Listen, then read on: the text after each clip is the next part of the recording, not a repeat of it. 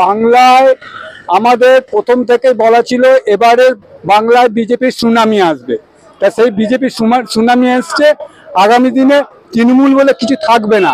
তৃণমূলের মমতা ব্যানার্জি চিন্তা করছে যে আমি নবান্ন ছাদ থেকে ঝাঁপ মারবো কিনা, এই পরিস্থিতিতে নবান্ন চলে গেছে।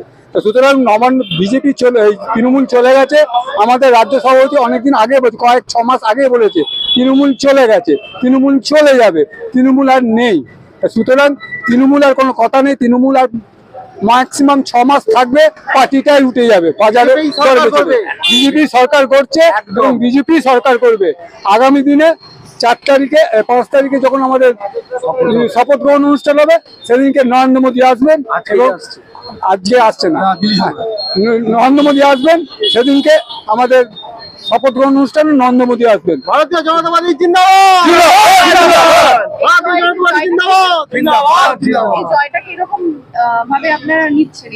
এই জয়টা আমরা নিচ্ছি। দেখুন, আমরা এখানে প্রায় 80-90 সাল থেকে আমরা এখানে রাজনীতি করেছি।